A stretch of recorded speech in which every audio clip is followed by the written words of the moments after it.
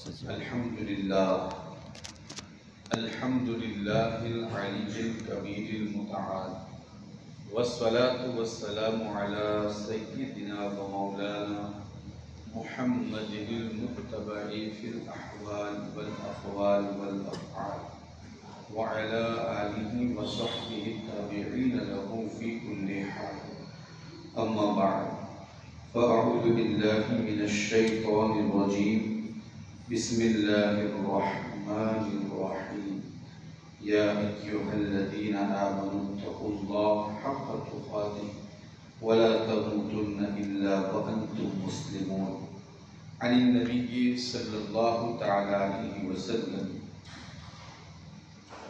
اتقوا الله حيثما كنتم واتبع السيئة الحسنة تمحوها وخالق الناس بخلق حسن، أو كما قال النبي صلى الله عليه وسلم: صدق الله وصدق رسوله النبي الأمين المكين الكريم، ونحن على ذلك لمن الشاهدين والشاكرين، والحمد لله رب العالمين.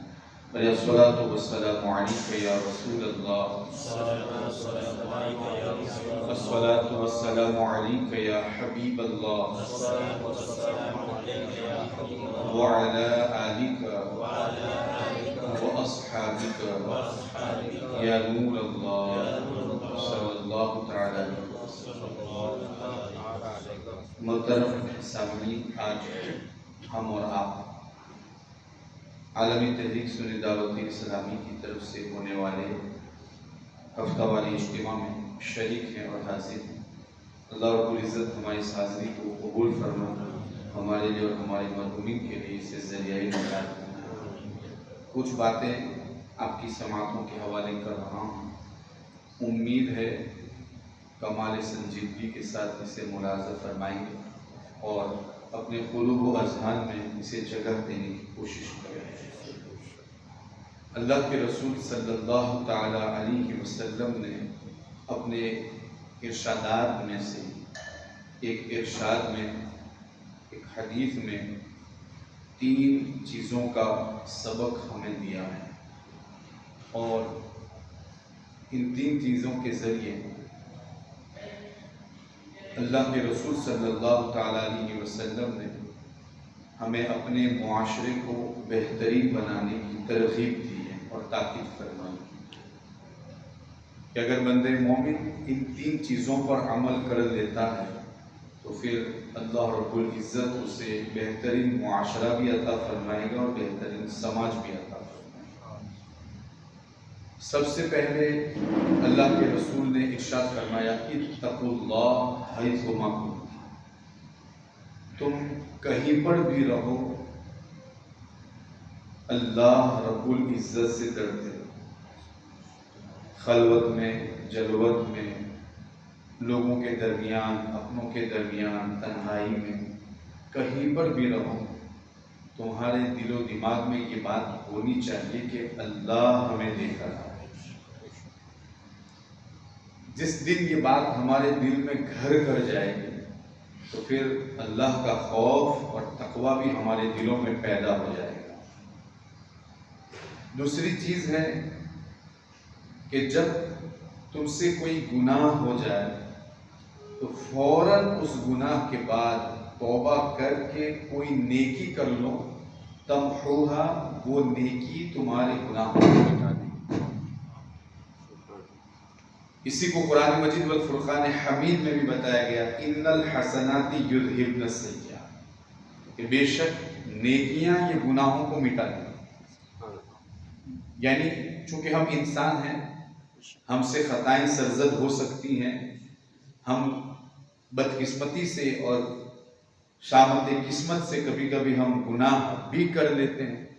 تو پھر اللہ کے رسول نے ان گناہوں کو مٹانے کا ایک نسخہ دیا ہے کہ جب تمہیں یہ شرمندگی کا احساس ہو جائے کہ میں نے گناہ کر لیا ہے، تو پھر اب تمہارے لیے یہ ہے کہ اسی وقت اپنے رب سے توبہ کرو اور فوراً اس کے عوض میں کوئی نیکی کر لو. اللہ رب العزت گناہ کو معاف فرما دے. سبحان اللہ. تیسری چیز ہے کہ لوگوں کے ساتھ حسن اخلاق سے پیش آؤ، چاہے وہ اپنے ہوں یا غیر ہوں، جب بھی تم کسی سے ملاقات کرو تو پھر اس کے ساتھ حسن سلوک کا اظہار کرو۔ اب یہاں پر ناس کا لفظ استعمال کیا گیا، یعنی جب بھی کسی سے ملاقات کرو، یعنی اس میں سب شامل ہیں، سوائے کہ وہ مرتدین کہ جن کو سبق سکھلانا ہمارے لیے ضروری ہے، انہیں چھوڑ کر جتنے بھی ہیں سب کے ساتھ حسن سلوک کا ہمیں حکم دیا گیا ہے۔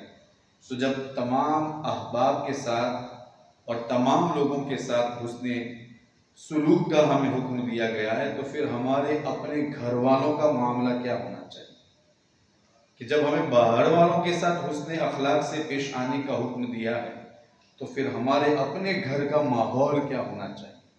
اب آئیے میں ان تینوں باتوں پر کچھ گفتگو آپ کی سماعتوں کے حوالے کرتا ہوں۔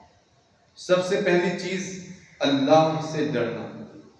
اللہ کا خوف یہ اتنی بڑی نعمت ہے کہ جب کسی کو نصیب ہو جاتی ہے تو اللہ رب العزت اس بندے کو اپنا ولی بنا دیتا ہے، اور وہ بندہ بھلے لوگوں میں رہتا ہے، چلتا ہے، پھرتا ہے، اٹھتا بیٹھتا ہے، اپنی زندگی وہ گزارتا ہے، لیکن چونکہ اس کے دل میں تقوی جیسی عظیم نعمت ہے اور اس کے دل میں خوف ہے، خشیت الہی سے اس کا دل مالا مال ہے، تو پھر اب وہ اللہ رب العزت کا محبوب اور مقبول بندہ ہو جاتا ہے۔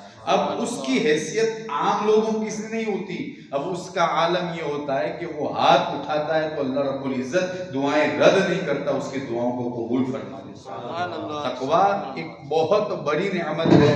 ہم سب کو تقوی کی نعمت کے حوالے سے اپنے رب سے سوال کرنا چاہیے کہ اللہ تو ہمیں تقوی کی دولت عطا فرما، تو ہمیں اپنا خوف عطا فرما، تو ہمیں اپنی خشیت سے مالا مال فرما، اس لیے کہ یہ بہت بڑی نعمت ہے۔ اگر اس نعمت کو سمجھنا ہو تو ہمیں قرآن کا مطالعہ کرنا ہوگا، اس نعمت کو سمجھنا ہو تو پھر ہمیں حدیث کو پڑھنا ہوگا، اس نعمت کو سمجھنا ہو تو ہمیں متقیوں کے ساتھ بیٹھنا ہوگا، تب جا کر ہمیں اس بات کا احساس ہوگا کہ یہ خوف خدا اور یہ اللہ رب العزت کا خوف یہ کتنی بڑی نعمت ہے کہ جب کسی کو یہ نعمت حاصل ہو جاتی ہے تو پھر اللہ رب العزت نے اس کے لیے ارشاد کیا فرمایا، ان اللہ مع الذین اتقوا، اللہ رب العزت تو ان کے ساتھ ہے نا جو تقوی والے ہیں، والعاقبۃ للمتقین، دنیا تو ہے ہی، عاقبت یہ متقیوں کے لیے ہے، یعنی انجام صرف متقیوں کے لیے۔ اللہ رب العزت نے قرآن میں کئی جگہوں پر ہمیں تقوی کے حوالے سے ترغیب دلائی، لوگوں اللہ سے ڈرو، فَإِيَّايَ فَارْهَبُونِ فَاخْشَوْهُمْ فَلَا تَخْشَوْهُمْ وَاخْشَوْنِي، ان سے نہ ڈرو مجھ سے ڈرو، اس لیے کہ وہ ذات کے جس کا خوف دل میں بٹھایا جائے وہ میری ہی ذات ہے، یعنی ان سے نہ ڈرو مجھ سے ڈرو۔ اور پھر میں نے جو خطبے میں آیت کریمہ تلاوت کی، یا ایھا الذین آمنوا اتقوا اللہ حق تقاتہ ولا تموتن الا وانتم مسلمون، اے ایمان والو اللہ سے ڈرو، اور کیسا ڈرو؟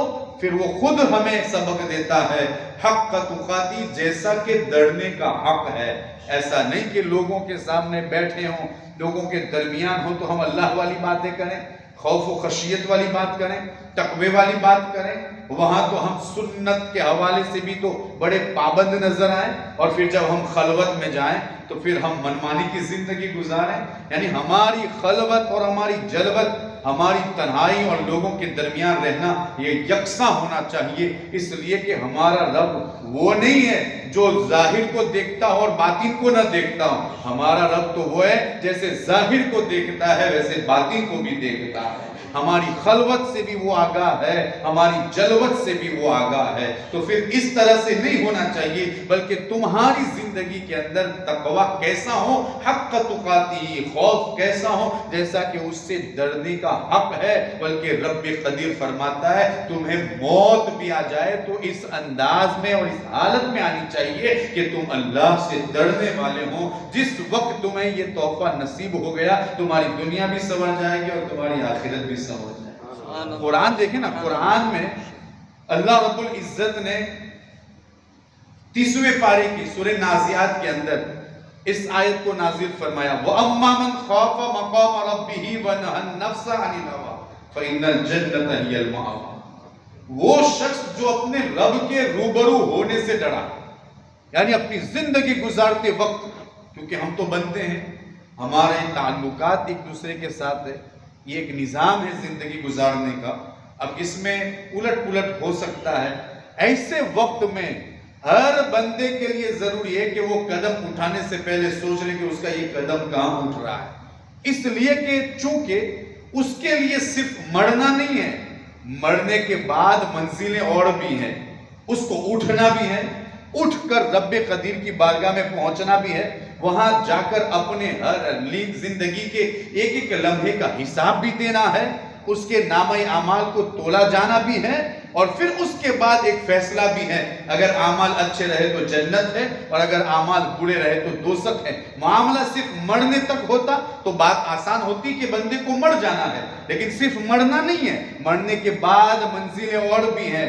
مرنے کے بعد سب سے بڑی منزل یہ ہے، اور سب سے کڑی اور سب سے خطرناک منزل یہ ہے کہ ہمارے نامہ اعمال کو کھولا جائے گا، اور ہمارے رب کے روبرو ہمیں ہر ایک زندگی کے لمحے کا ہمیں حساب دینا ہوگا۔ فلاں لمحہ کہاں گزارا، فلاں زندگی کا لمحہ کہاں گزارا، مجھے تو ایک سال کیا، ایک مہینہ کیا، ایک ہفتے میں نے کیا کیا وہ مجھ کو یاد نہیں، پوری زندگی کا وہاں پر حساب دینا ہے۔ اور یاد رکھیں جب تک حساب نہیں دے دے گا اس کے قدم وہاں سے ہٹنے والے بھی نہیں ہیں۔ تو پھر ہمیں یہ بتایا جاتا ہے کہ تم جب بھی اس دنیا سے رخصت ہو تو تمہارا معاملہ یہ ہونا چاہیے کہ تم اللہ سے ڈرنے والے ہو، اور جو اللہ سے ڈرتا ہے وَأَمَّا مَنْ خَافَ مَقَامَ رَبِّهِ وَنَهَى النَّفْسَ عَنِ الْهَوَىٰ فَإِنَّ الْجَنَّةَ هِيَ الْمَأْوَىٰ۔ یہ آیت کریمہ ہمیں تقوی کی طرف بلا رہی ہیں، ہمیں تقوی کی ترغیب دے رہی ہیں، رغبت دلا رہی ہیں۔ اللہ سے ڈرنا سیکھو، اللہ کا خوف، اللہ کا تقوی اپنے دلوں کے اندر پیدا کرو،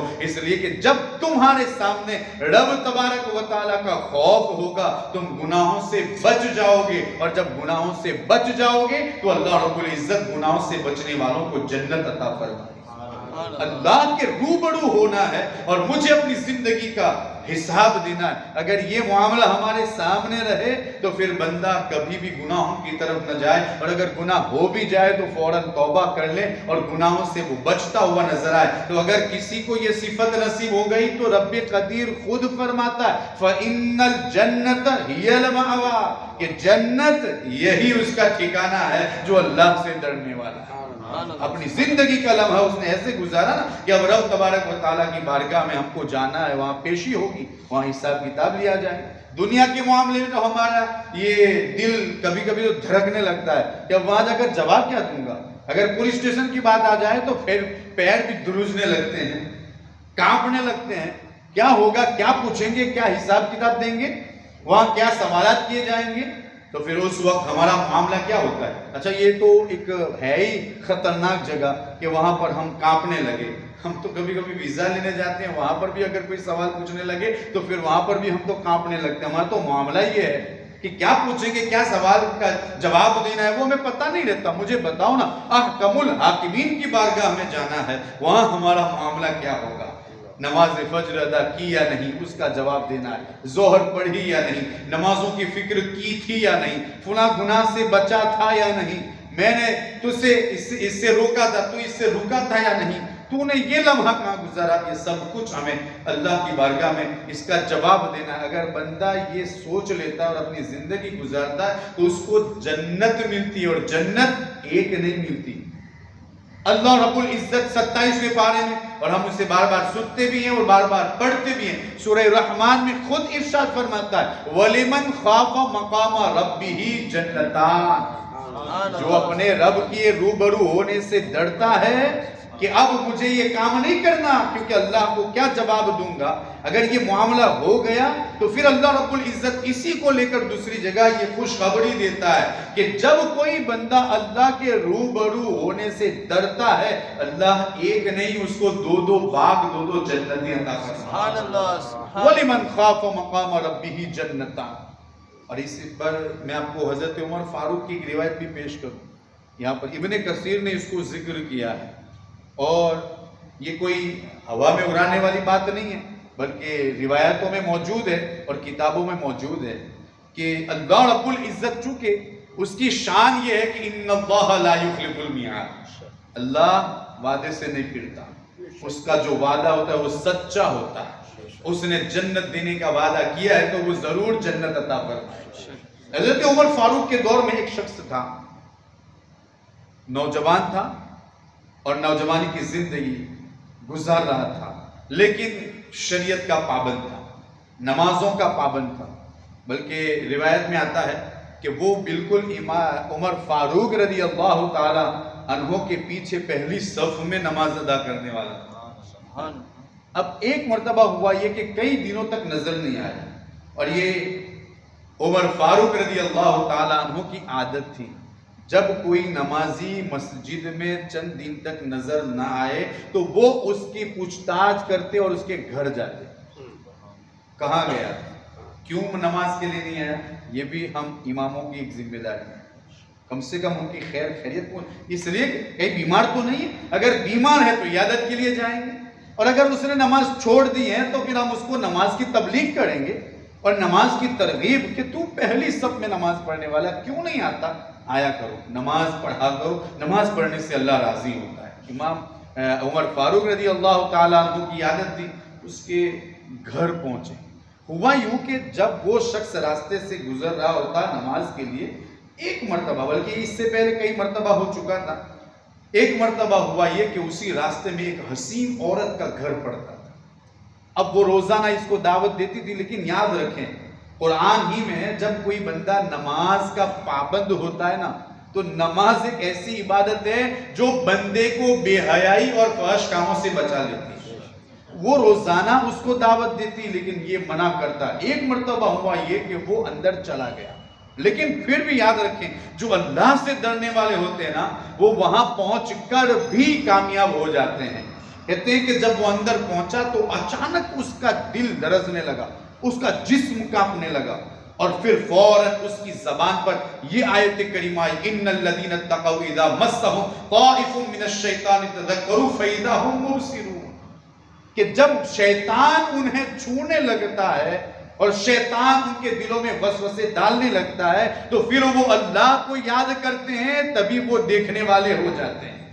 یعنی اللہ رب العزت کی طرف سے ان کے لیے انعام ہوتا ہے کہ اللہ رب العزت انہیں سیدھی راہ دکھا دیتا ہے اور شیطان سے ان کی حفاظت کر لیتا ہے. یہ آیت کریمہ پڑھی اور پھر وہ نیچے گر گیا بے ہوش ہو کر. کہتے ہیں کہ اس عورت نے، اس کی کنیز نے اس کو اٹھا کر باہر دہلیز پر رکھ دیا. اب رات دیر گئی، جب وہ واپس نہیں آیا تو اس کے والد گھر سے نکلے تاکہ دیکھے تو صحیح بیٹا کہاں گیا.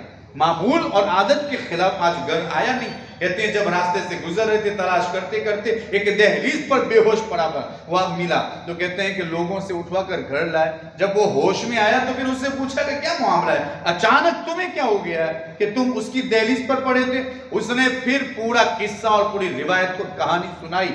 آخر میں پھر اس کو جب یاد آئی وہ آیت کریمہ، پھر اس نے وہ آیت کریمہ پڑھی اور پھر بے ہوش ہو کر گرا اور اسی وقت اس دنیا سے رخصت ہو گیا. اب حضرت عمر فاروق کو جب یہ روایت سنائی گئی ان کے والد کی طرف سے کہا کہ جب اس کا انتقال ہو گیا تو آپ نے مجھ کو دعوت کیوں نہیں دی، یعنی اس کے جنازے میں مجھ کو بھی تو شریک کرنا چاہیے تھا، مجھ کو بھی تو بلانا چاہیے تھا، کیوں نہیں بلائے. لوگوں نے کہا، گھر والوں نے کہا، حضور آپ امیر المؤمنین ہیں، آپ کی اور بھی بہت ساری ذمہ داریاں ہیں، پورے دن آپ کی ذمہ داریوں میں گزرتا ہے، تو ہم نے سوچا رات میں آرام کرتے ہوں گے تو پھر ہم نے آپ کو رات میں تکلیف دینا مناسب نہ سمجھا. حالانکہ عمر فاروق کا معمول تھا رات رات بھر کر عبادت کیا کرتے. کہتے ہیں کہ عمر فاروق نے جب یہ سنا کہا ایسا نہیں ہے، جب بھی تمہارے یہاں کبھی ایسا معاملہ ہو تو عمر کو ضرور یاد کرو. اور اس کے بعد کہتے ہیں لاؤ مجھ کو اس کی قبر دکھاؤ. اور کہتے ہیں کہ گھر والوں کے ساتھ وہ قبر پر گئے. جب وہاں پر پہنچے تو صاحب قبر جو قبر تھی وہاں پر کھڑے رہے. اب کھڑے رہنے کے بعد جو کچھ پڑھنا چاہا آپ نے پڑھا، پڑھنے کے بعد ایصال ثواب کیا. دیکھو یہ بھی خلفائے راشدین کی طرف سے ہمیں انعام ہے اور یہ تو اسلام کی خوبصورتی ہے. اگر لوگ انکار کرتے ہیں تو یہ ان کا اپنا معاملہ ہے. الحمدللہ ہم تو وہ ہیں کہ ہماری آنکھیں بند ہونے کے بعد معاملہ ختم نہیں ہوتا. اللہ کے رسول فرماتے امتی امت مرحومت، میری امت امت مرحومہ ہے، وہ گنہگار ہو کر قبر میں داخل ہوگی اور بے گناہ ہو کر قبر سے خارج ہوگی. تو لوگوں نے پوچھا یا رسول اللہ ایسا کیسے، گناہ لے کر جائیں گے تو بے گناہ کیسے اٹھیں گے؟ کہا کہ وہ جب جاتا ہے تو سب کو لے کر جاتا ہے، کہا نہیں، وہ تو اکیلے گزرتا ہے تو اکیلے جاتا ہے اور اکیلے قبر میں پہنچتا ہے. کہا یہی تو معاملہ ہے. اس کے جانے کے بعد اس کے دوست و احباب، اس کے گھر والے، اس کے فرینڈز، یہ سب اس کے لیے ایصال ثواب کرتے ہیں. اللہ رب العزت ان کے پڑھنے کی برکت سے اس کے گناہ معاف فرما دیتا ہے. امتی امت المرحومۃ. تو ہمیں تو یہ سبق ملتا ہے ہمارے بڑوں سے، بزرگان دین سے. کہتے ہیں کہ جب آپ نے پڑھ لیا، اس کے بعد چونکہ آپ نے اس کی زندگی دیکھی تھی، وہ نوجوان ہو کر نمازوں کا پابند، گناہوں سے بچنے والا، تو پھر آپ نے اسی وقت یہ آیت کریمہ پڑھی وَلِمَنْ خَافَ مَقَامَ رَبِّهِ جَنَّتَانِ. جو اپنے رب کے روبرو ہونے سے ڈرا، اس کے لیے 2 جنتیں. ابھی ادھر جملہ پورا ہوا تھا، ادھر قبر سے نوجوان آواز دیتا ہے عمر میرے رب نے وعدہ پورا فرما دیا ہے اور میرے رب نے مجھے 2 جنتیں عطا فرما، مجھے 2 جنتیں میرے رب نے عطا کر دی ہیں. اس سے بہت سارے اور بھی مسئلے ہمارے حل ہوتے ہیں. لوگ کہتے ہیں وَمَا أَنْتَ بِمُسْمِعٍ مَنْ فِي الْقُبُورِ، جو قبر میں ہوتے ہیں وہ سنتے نہیں. تو حضرت عمر فاروق کی یہ روایت بتاتی ہے کہ ہاں ضرور سنتے ہیں. اگر سنتے نہ تو پھر وہ مخاطب کیسے کرتے؟ بات کیوں کی وَلِمَنْ خَافَ؟ وہ نہیں جانتا، قرآن اس نے نہیں پڑھا، لیکن وہاں پر کھڑے ہو کر اس کو مخاطب کر کے کہنا یہ اس بات کی دلیل ہے. عمر کا بھی یہ عقیدہ ہے کہ قبر میں بھی جو پہنچتا ہے وہ سنتا بھی ہے اور جو بولتا بھی ہے. یہ اور بات ہے کہ روح زمین پر انسان اور جنات کے علاوہ دوسری بہت ساری مخلوق اس کو سنتی ہے اور ثقلین اسے نہیں سن پاتے. یہ معاملہ ہے. تو تقوی کے حوالے سے کہ اللہ رب العزت اس بندے کو 2 جنتیں عطا فرماتا ہے جو اس کے روبرو ہونے سے ڈرتا ہے اور ڈرتے ہوئے اپنی زندگی گزارتا ہے. ایک گھر میں پہنچا تو وہاں پر میں بیٹھا تھا بھروچ میں اپنے گھر کے پاس، فاتحہ کے لیے ہی گیا تھا. اچانک میری نظر دیوار پر پڑی، وہاں پر ایک تختہ لگا تھا. میں نے اور بھی سارے تختے دیکھے، کہیں پر مکہ مدینہ، کہیں پر آیت کریمہ. یہ تختہ میں نے دیکھا، اس پر لکھا ہوا تھا اللہ دیکھ رہا ہے. گھر میں لگا تھا. یہ کتنی بہترین بات ہے کہ بندے کی نظر اس پر پڑتی رہے اور اس کو پتہ چلتا رہے کہ اللہ دیکھ رہا ہے. اور یہ تو ہم سب کے لیے ضروری ہے نا کہ اللہ دیکھ رہا ہے. اگر یہ بندے کا تصور ہو اور وہ تصور جما لے تو پھر کبھی وہ گناہوں سے قریب نہیں ہوگا. اور اگر کبھی گناہ سرزد ہو بھی جائے تو توبہ کرنے میں دیر نہیں لگائے گا، کیونکہ اس کو پتا ہے میرا رب کریم ہے، غفور ہے، رحیم ہے، وہ گناہوں کو معاف کرنے والا ہے. فوراً گناہ پر توبہ کر لیتا ہے. اور اللہ رب العزت حدیث کے مطابق التائب من الذنب کمن لا ذنب لہ، گناہوں سے توبہ کرنے والا ایسا ہی ہے جیسا کہ اس نے گناہ کیا ہی نہیں. اللہ رب العزت اس کے گناہ کو معاف فرما دیتا ہے. لیکن یہاں پر تقوی کے حوالے سے میں ایک بات آپ کے سامنے پیش کرنا چاہتا ہوں. ہم بڑے بے خوف ہو چکے ہیں. عوام تو عوام، خواص بھی معاملہ اب اس حد تک پہنچ چکا ہے. بڑے بے خوف. ہمارے یہاں معاملہ یہ ہے کہ گناہ دھڑلے سے کیا جاتا ہے اور بے خوف اور نڈر ہو کر کیا جاتا ہے. حالانکہ اس کو پتا ہے کہ جس کا وہ گناہ کر رہا ہے، جس کی نافرمانی کر رہا ہے، وہ دیکھ رہا ہے. لیکن کون سی چیز اس کو گناہوں پر ابھار رہی ہے پتا ہے؟ قرآن کی وہ آیت ان اللہ غفور الرحیم، بے شک اللہ بخشنے والا مہربان ہے. میں آپ سے سوال کرتا ہوں، مجھ کو بتاؤ کیا اللہ کے علاوہ کوئی گناہوں کو بخشنے والا ہے؟ نہیں. لیکن قرآن کی ہماری یہ جو آیت ہے نا، جو غفور رحیم، اس کی رحمت کی وسعت کے حوالے سے ہم کو وہ اس قدر اچھی یاد ہے اور اس کو ہم نے اپنے دماغ میں اس قدر جما لیا ہے کہ اس کی آڑ میں ہم گناہ کر رہے ہیں. اور یاد رکھنا یہ شیطان کا دھوکہ ہے. یہ شیطان کا دھوکہ ہے جو یہ کہہ کر ہم سے گناہ کرائے اللہ بخشنے والا ہے، اللہ غفور ہے، اللہ غفار ہے. یاد رکھنا وہ قوم کبھی ترقی نہیں کر سکتی جو یہ سوچتے ہوئے گناہ کرے کہ اللہ بخشنے والا ہے. کیونکہ قرآن کے اندر اور حدیث میں ہمیں دونوں طرح کی آیتیں اور حدیثیں ملتی ہیں. ہمیں ایک حدیث وہ بھی ملتی ہے کہ اللہ رب العزت پہاڑ کے برابر جو گناہ ہوتے ہیں اس کو بھی پل بھر میں معاف فرما دیتا ہے. اور ہمیں وہ حدیث بھی ملتی ہے کہ اللہ رب العزت چاہے تو ایک چھوٹے سے گناہ پر پکڑ فرما کر اس کو جہنم میں داخل فرما دے. ہمیں وہ آیت بھی ملتی ہے قرآن میں کہ جو مومنوں سے کہا جاتا ہے کہ تم اللہ کی رحمت سے نا امید مت ہونا، اس لیے کہ اللہ کی رحمت سے نا امید ہونا یہ تو کافروں کا شیوا ہے. یہ تو کافروں کا طریقہ ہے. مومن کبھی اللہ کی رحمت سے نا امید نہیں ہوتا. اور ہمیں قرآن میں یہ آیت بھی ملتی ہے ان بطش ربک لشدید، تمہارے رب کی پکڑ بہت سخت ہے. تو یہ کہاں کا انصاف ہے کہ ہم ان اللہ غفور الرحیم کو دیکھ لیں اور ان بطش ربک لشدید کو نہ دیکھیں؟ یہی معاملہ ہے. اور میں آپ کو بتاؤں، قرآن ہی کی روح سے بتاؤں، یہ سوچ یہودی اور نصرانیوں والی سوچ ہے. جو یہ لوگ، ہم لوگ یہ سوچ کر جو گناہ کرتے نا کہ اللہ معاف کرنے والا ہے، کرتے رہو، توبہ کر لیں گے، یہ کر لیں گے، اور پھر آخر میں موقع مل جائے گا تو وہ بھی کر لیں گے، وہ بھی کر لیں گے. ابھی گناہ کرتے رہو، ابھی تمہاری زندگی کیا ہے، ابھی تو تم جوان ہو، ابھی تمہیں بوڑھا ہونا ہے، پھر توبہ ہی توبہ کرنا ہے.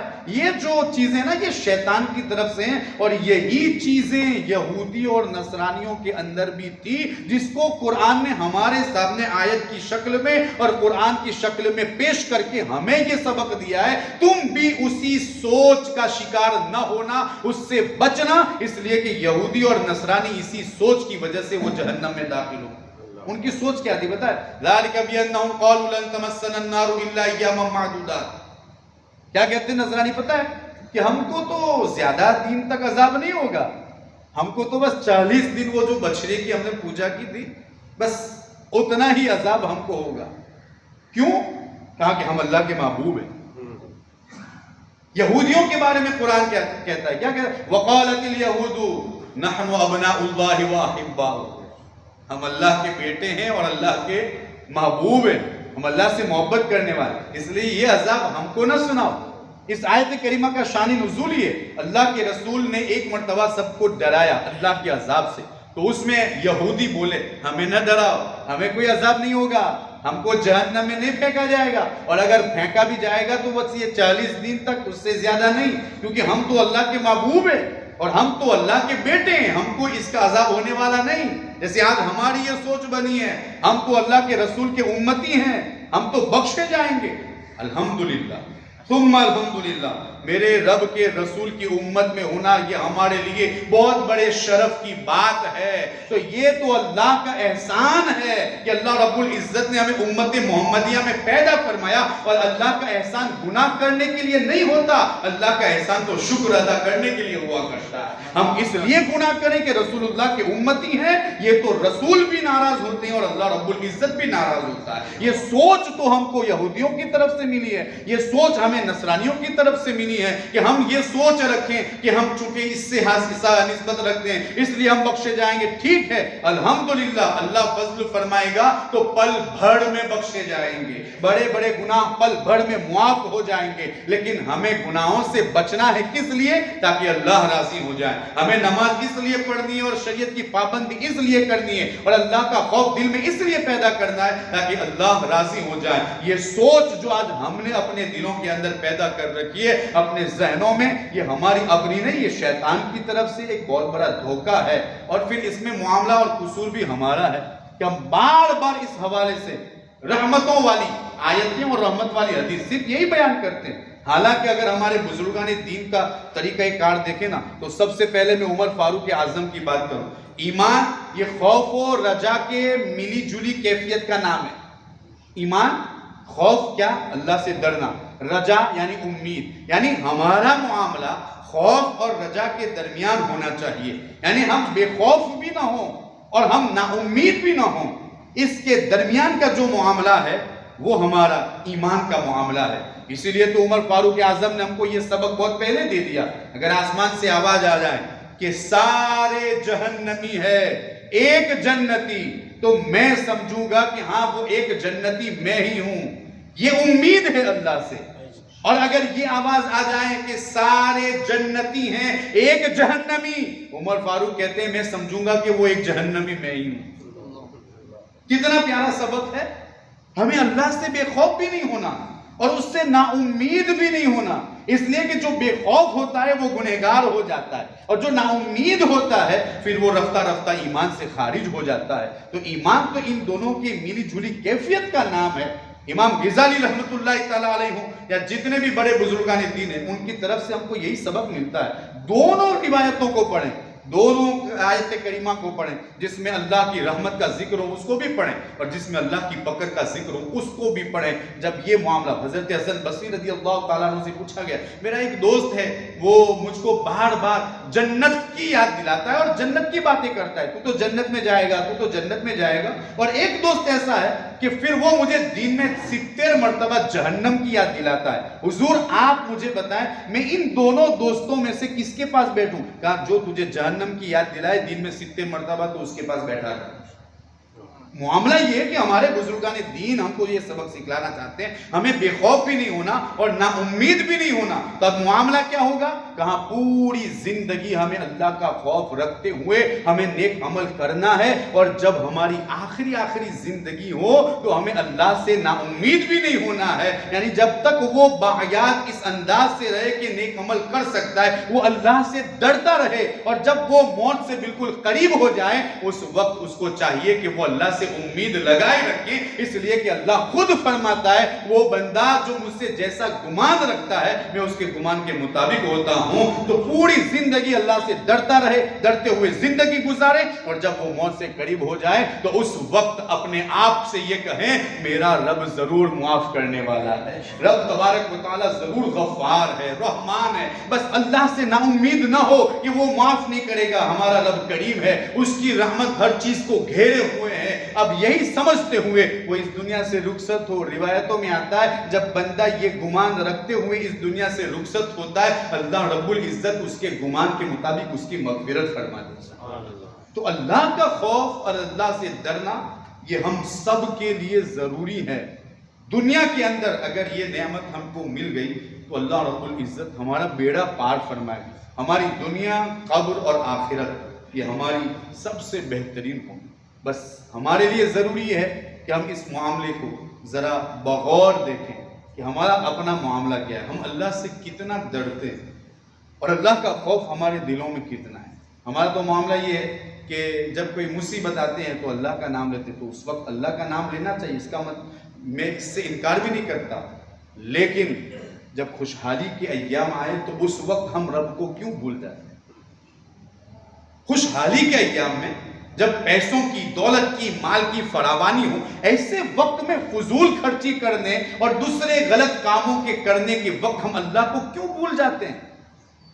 مصیبت کے وقت جس طریقے سے ہم اپنے دل سے آہیں نکالتے ہیں اور اپنے رب کا ذکر کرتے ہیں اور بار بار اس کو یاد کرتے ہیں، مثلا اگر کوئی قرض خواہ ہو اور ہم دیکھیں کہ بھئی تاریخ اب نزدیک ہے، ہمارا معاملہ یہ ہوتا ہے کہ نماز بھی پڑھتے ہیں اور نماز کے بعد دعائیں بھی مانگتے ہیں، بلکہ وظیفہ بھی پڑھتے ہیں۔ میں یہ کہتا ہوں کہ جب تک روپیہ ادا نہیں ہوتا تب تو بڑے دل سے اللہ کو یاد کرتے، تو جو رب کرم فرماتے ہوئے وہ قرض ادا کرا دے، مجھے بتاؤ کیا اس کے بعد اس رب کو بھول جانا ہے کہ اس کو زیادہ یاد کرنا ہے؟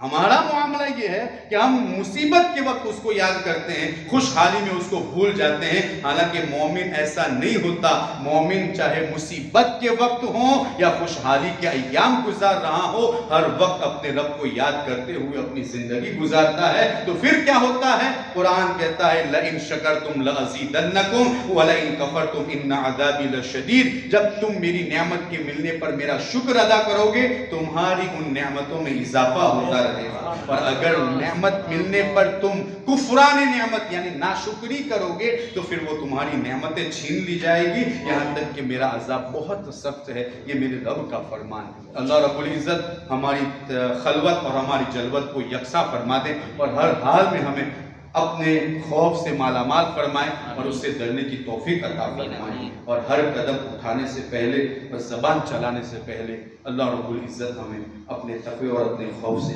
ہمیں مالا مال فرمائے اور ہماری پوری زندگی اس کے خوف میں گزرے اور اس کے ساتھ امید اور توقعات کے ساتھ گزرے۔ استغفر اللہ ربی من کل ذنب واتوب الیہ۔